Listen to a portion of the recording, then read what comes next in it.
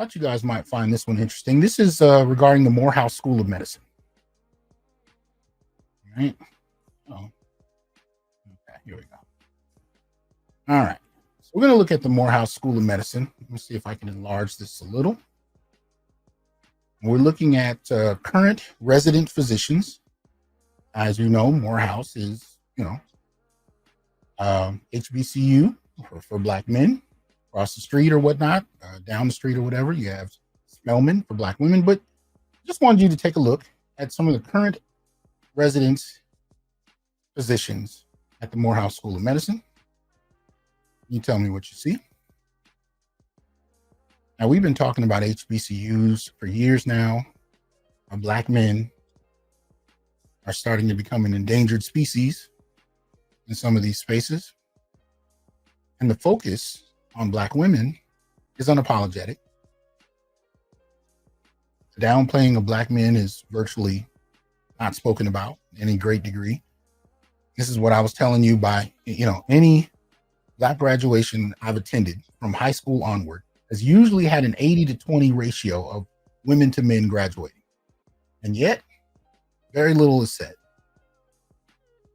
So boys and men are essentially being flushed in many respects. Nobody seems to care. So I thought you'd find this interesting. At an institution that's supposed to be tied to, a Black male upliftment focus, you tell me what you see. Right? For those that are listening on radio and can't see us, I think we saw, here, I'll go through it real quickly. Let's see, there's one male. There's another. I see 3 out of 2, 4, 6, 8, 10, 12, 14, 16, 18. So out of 18 resident physicians, we saw about 3 males. And this is associated with Morehouse School of Medicine. Right? That's what we're looking at. Now, I've argued for years that what this ends up producing is a different type of entitlement in and of itself. And it may just be that this next piece is an extension of that. You guys can tell me. Here we go. So this is a particular article you can find on MSN.com. This California delegate says Black women will blow the party up if Democrats pick a white man over Kamala Harris. Right? This kind of female-centered approach, this whether it's politically, whether it's academically, whether it's in terms of entrepreneurial business, whatever the focus may be, when you see these kind of endeavors that are primarily Black female focused, an unapologetic one often, and this especially applies to something I've talked about specifically on this channel since 2020, where we saw during the pandemic and afterwards this increased emphasis on Black women's business and making sure they got grant support and so on and so forth. Very little of it to none, because we have yet to find one grant that was actually created for Black men. We found ones that were proposed. We found ones that were supposed to be in existence but were defunct and had no evidence of ever actually having paid out. But we saw a plethora of them aimed at Black women, right? From Goldman Sachs to Google to MasterCard to Visa. There's all kinds of programs, corporate-based programs and federal-based programs that were designed to prioritize Black women's upliftment. Very little focused on men at all, right? These kind of things, I've argued, has led to a kind of entitlement with some Black women in regard to how they see things, and a kind of solipsism in regard to how nothing seems to exist outside of themselves, right? So here you have this push. Now, this is an extension of a push we heard about in the last election, where Black women demanded that Biden pick a Black woman vice presidential candidate, right? So he chose Kamala Harris, right? But now you have it being extended to another degree. This is by Jeffrey Clark. This came out today. It reads, California Democratic delegate Areva Martin told media personality Stephen A. Smith that passing over Vice President Kamala Harris as President Biden's replacement should he withdraw from the race, would destroy the party.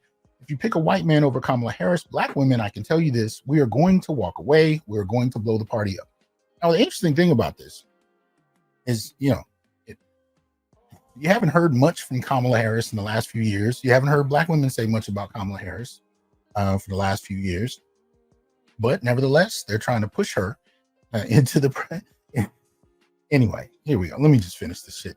As speculation over Biden's status as leader of the party grows, Democrats are openly divided over who is qualified to run against former President Trump in the months before the election.